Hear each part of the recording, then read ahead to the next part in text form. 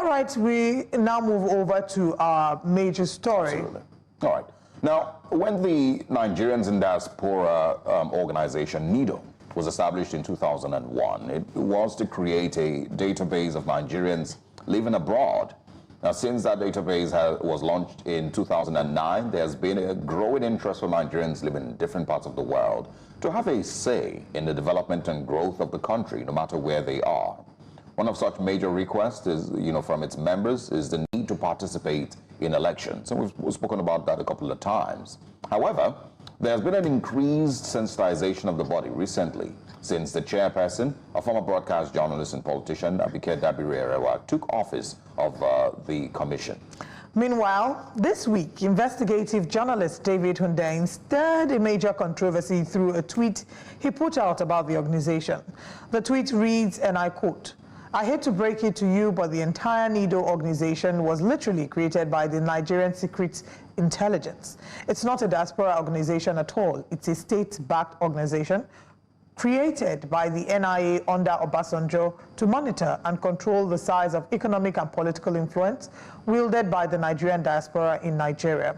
Half of the people in those NIDO WhatsApp groups with you are not using their real identities. They're trained NIA intelligence gathering agents, feds." Reacting to this tweet is a former foundation member of NIDO Netherlands since 2002 who said in her tweets, "I have just seen a shocking write-up by one David Hundeyin claiming that NIDO members are NIA agents. While freedom of speech is the prerogative of every citizen, but I expect any reasonable journalist to base his stories on facts and not on fallacy." She says, "I am a foundation member of NIDO Netherlands since 2002. A chapter was set up under Ambassador Tokunbo Awolowo Dosunmu without any single penny from the federal government of Nigeria. To now read David's Alice in Wonderland story that NIDO members are NIA's agents shows that journalism, she basically, it's a much longer tweet, but I think that we can show that much later." Now, the chairman, CEO of Nigerian in Diaspora Commission, Abike Dabiri-Erewa, took to social media to debunk the claims in a tweet that she responded to. Now, in this tweet, she says, "Though NIDO has its challenges, but this allegation is a lie from the pit of hell. I hope NIDO members will not just keep quiet." We feel that these allegations are very strong. They're very, very strong allegations. I would best to have David Hundeyin join us to clarify the things that he has said in that tweet. We have also tried reaching out to NIDO representative. Hopefully they get to join us in the course of the show, or hopefully before it ends. But for now, we have foreign affairs analyst Collins Nweke, who's joining us this morning. Good morning, Mr. Nweke. Thank you for joining us. Very good morning to you, Olive. Thank you for having me. Happy New Year. Happy New Year as well. We are also joined by David Hundeyin, I believe, who's also going to share. Okay, he'll be joining us shortly. But let's get your reaction, Mr. Nweke. You saw that tweet. You've seen the reactions that it's garnered across social media. Your first reaction when you saw the tweet, or the first thought that came to mind? Thank you. I hardly took it seriously. The reason I hardly took it seriously was that I myself, has been an executive of NIDO. I mean, I was the chief executive secretary at the London headquarters. And I carried on to become board chairman of NIDO Europe. Now, I'm careful what I say because, I don't want to be the mouthpiece of, the government of Nigeria, but I can speak to NIDO, particularly in the period that I was at the helm of affairs. Now, there was absolutely nothing like, what Mr. Hundeyin has alleged. I actually feel odd having to, disclaim what he has said because, as a matter of fact, it was shocking, like Lola, mentioned.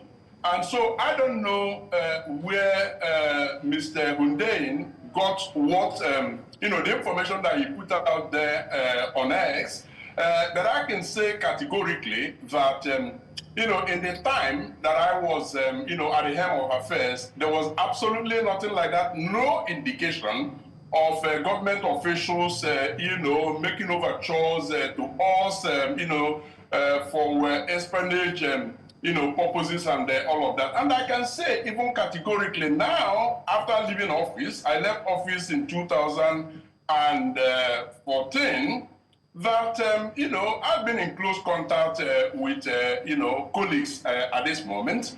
And I'm aware from my interactions with them that nothing like that, has happened. So it is up to Hundeyin to, prove the allegation that he has made. All right. Luckily, I think David Hundeyin has just joined us, so we can have him also share, his views. I mean, you've always known to get your facts before. You have always been known, rather, to always get your facts before coming out, with a story or with, statements, of this magnitude. So quickly just share with us, David. Good morning, and thanks for joining us. Quickly share with us, what exactly this claims are based upon. Do you have, did you carry out any work, that showed, or that, you're basing your claims on?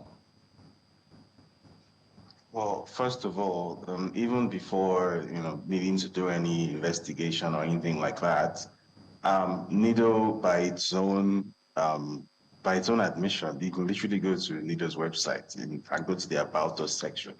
It states very clearly, very openly, that it's an organization that was started as an initiative of President Olusegun Obasanjo in collaboration with Nigerian embassies around the world. So, by its own admission, it's a government organized institution. So, from there, it's, anybody who understands how the diplomatic system works in Nigeria or anywhere else in the world, really, it doesn't take much to put two and two together, that if the Ministry of Foreign Affairs of a country and the embassies of that country put together something, obviously the premier foreign intelligence agency of that country will have its fingerprints all over it.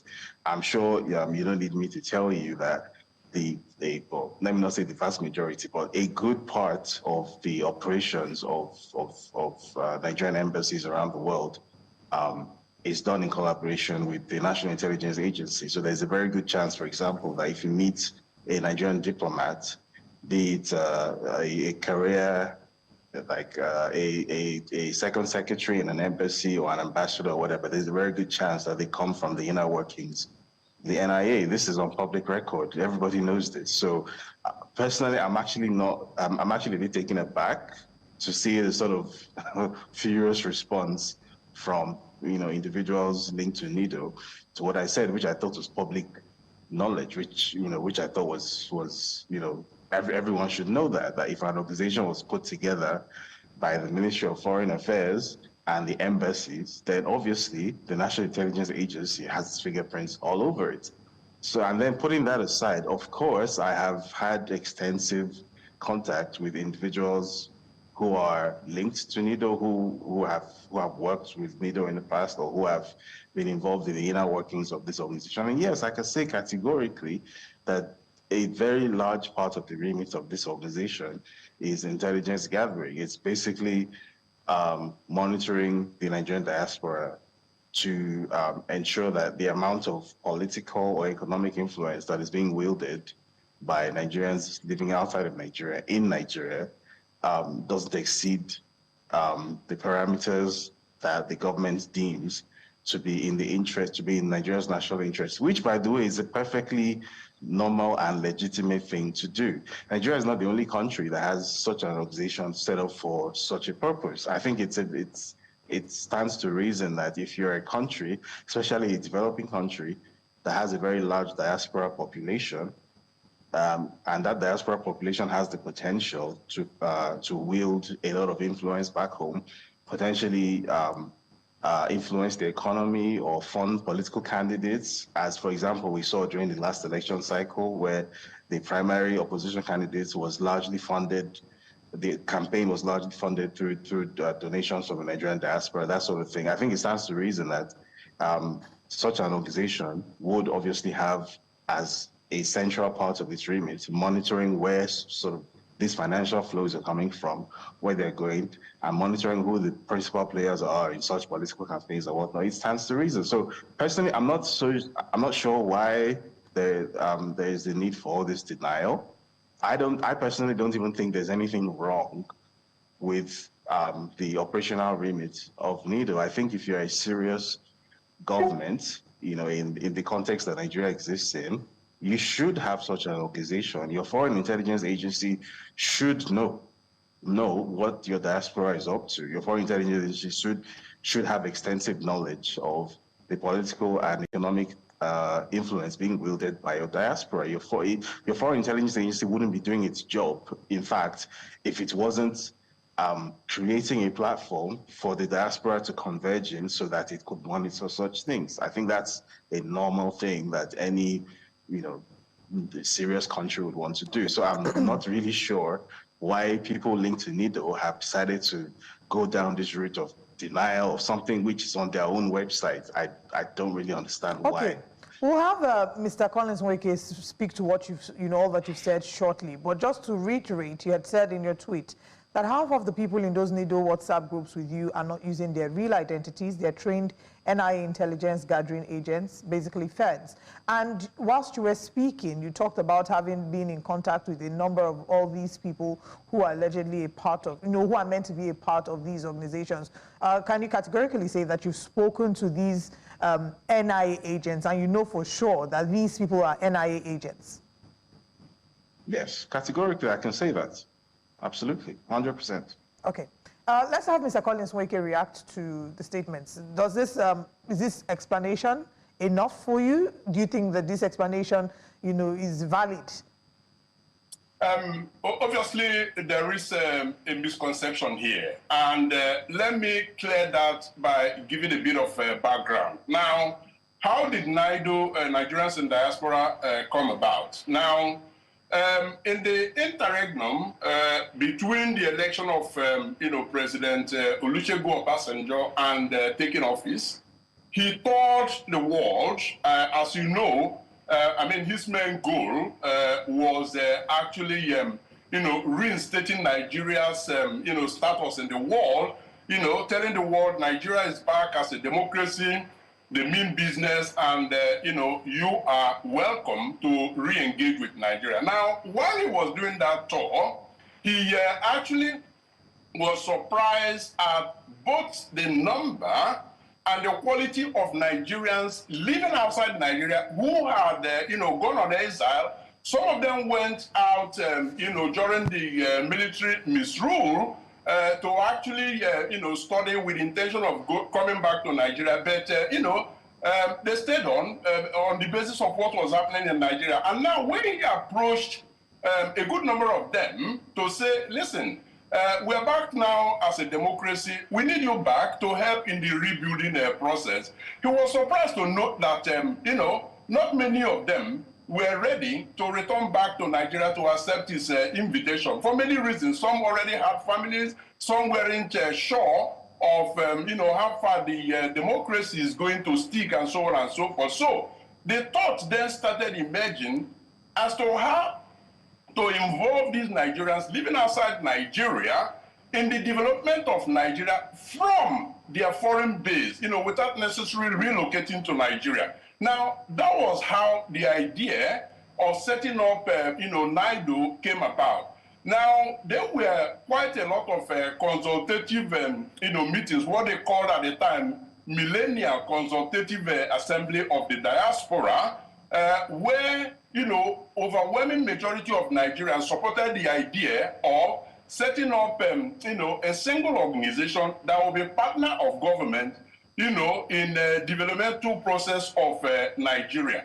Now, one other thing that actually, gave some sort of oxygen to the idea was the fact that there were thousands, literally, of Nigerian organizations in Nigeria, but none of them could be considered an official spokesman or official organization recognized by government to represent the Nigerian diaspora. And the Nigeria at the time found a need to have such official engagement. So that was how NIDO came about, now it wasn't set up by government. Its setup was facilitated by government.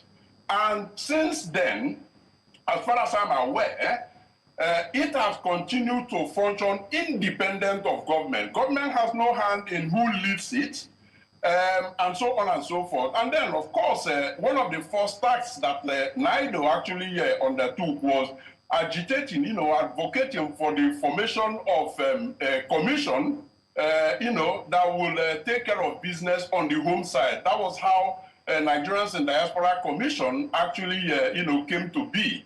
From the bill, was signed into law, and it became an act. So since then, I want to emphasize and re-emphasize that being in a position to know, I can affirm authoritatively that Nigerians in Diaspora Organization is an independent organization facilitated, in terms of its formation, by the government of Nigeria because of the need to have a single organization representing the interests of the Nigerians in diaspora. And of course, you have very succinctly, highlighted part of what NIDO has been doing then, advocating for, voting rights and, all sorts of other things, and then actually channeling developmental projects and initiatives to Nigeria and all of that. So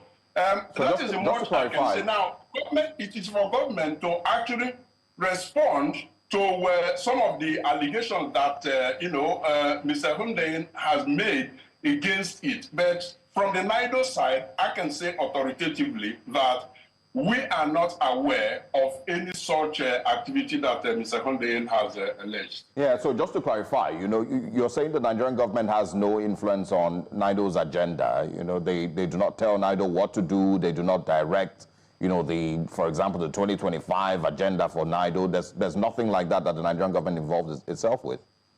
Absolutely not. NIDO is an independent organization that has its independent leadership. Yes, of course, there is consultation with, government because government has an agency specifically earmarked to, take care of diaspora business. But NIDO also has, collaborations and consultations with the private sector, just as we do with, individuals of influence within Nigeria. So we consult with everybody. Our activities, are financed through members' donations, sponsorship, and so on and so forth. So no, there is absolutely no direction coming from, the government of Nigeria. NIDO remains an independent entity. And just to add to, that, are you saying clearly that, they have the people there, you're not aware of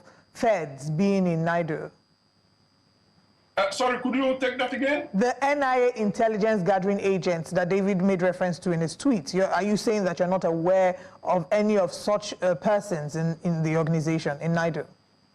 If anybody would know, I should be one of it. Because like I said, I was the chief executive, executive secretary of NIDO Europe, with its headquarters in London, and then I carried on to become board chairman. So if anybody would know if such existed, I want to say in all humility that I should be one of such person. And I can tell you categorically that in all the times that, I, was involved in the leadership of NIDO, both Europe and worldwide, there was absolutely nothing of such that I am personally aware. And I have close contact and continue to have close contact with colleagues, even those in the helm of affairs at this moment. And there is absolutely no indication that how things were in my time have actually changed now. NIDO remains independent without any influence of NIA or whatever. All right. David, let's have you react to Mr. Nweke's statement.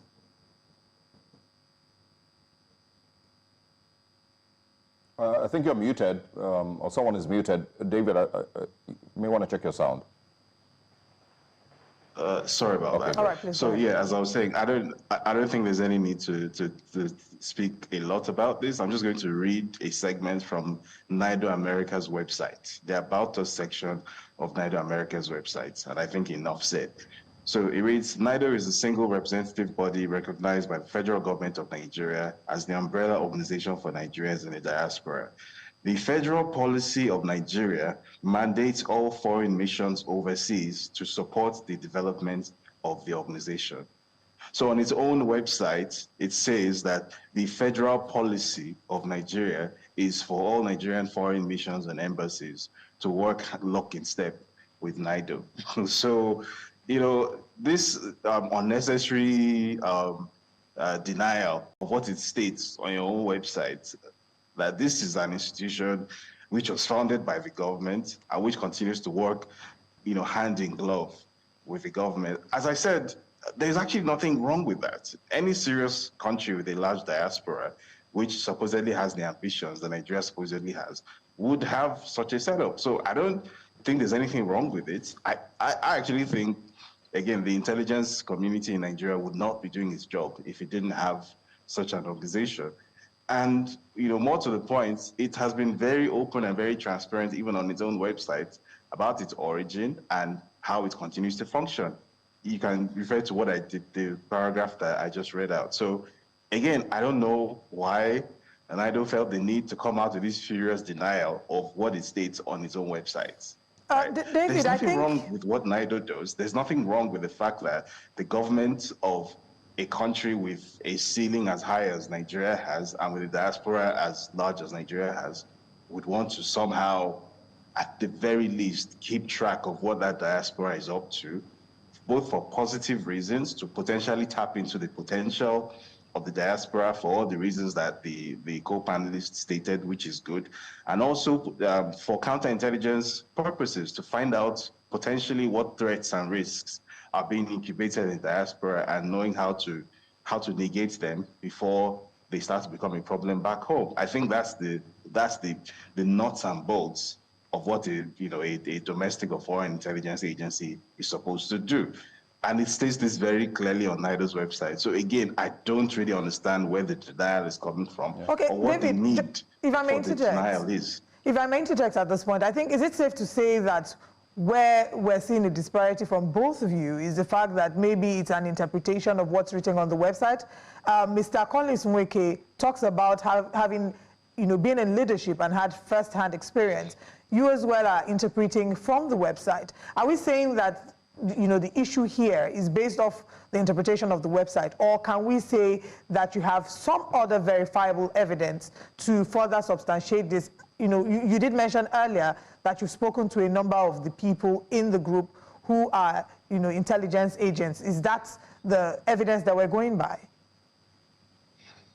Again, you don't need to take my word for it. And I should also specify that if you are even the slightest bit familiar with how foreign intelligence works, it doesn't come out and announce itself. It doesn't come out and put a banner and say, yes, we are from NIA, we are from DIA, and this is our job here. We are here to monitor conversations. We're here to collect information so that we can write a report on so and so at the end of the day and submit it to the deputy ambassador or whatever. They don't need to come out and state these things openly. Obviously, I have spoken to many of such characters, not just within NIDO. There are several, supposedly independent bodies in the Nigerian diaspora, which are obviously infiltrated by Nigerian foreign intelligence too, which again is a perfectly normal thing. Nigeria is not the only country that has such intelligence infrastructure. In fact, compared to other countries that do such things, Nigeria's involvement is actually even on the low side, right? Yeah, so this is a normal function of foreign intelligence. So again, I don't see why there's any need for it. I wasn't making an accusation. I was merely making a statement of facts, and it wasn't a negative accusation like, oh, this is something terrible. It was simply a statement of fact. I believe it's a lot of the people within the NIDO system are working with Nigerian foreign intelligence. That is fact. Yeah, I believe it's, it's an understanding of what the implication is or a misunderstanding rather of what the implication is. For you, David, you're saying there's nothing absolutely wrong with it. It's not new. It happens in many countries across the world. That is standard operating procedure. And for, Collins Wake and, the rest of the team in NIDO, they might, interpret it as, a strong allegation of espionage on Nigerians living in diaspora. So maybe that's where, there is a clash in the conversation that we're having. But we're out of time. David Hundeyin, thank you very much for joining us and speaking with us this morning. Collins Wiki, thanks as well for joining us and for your time this morning. Great to speak with both of you. Thank you.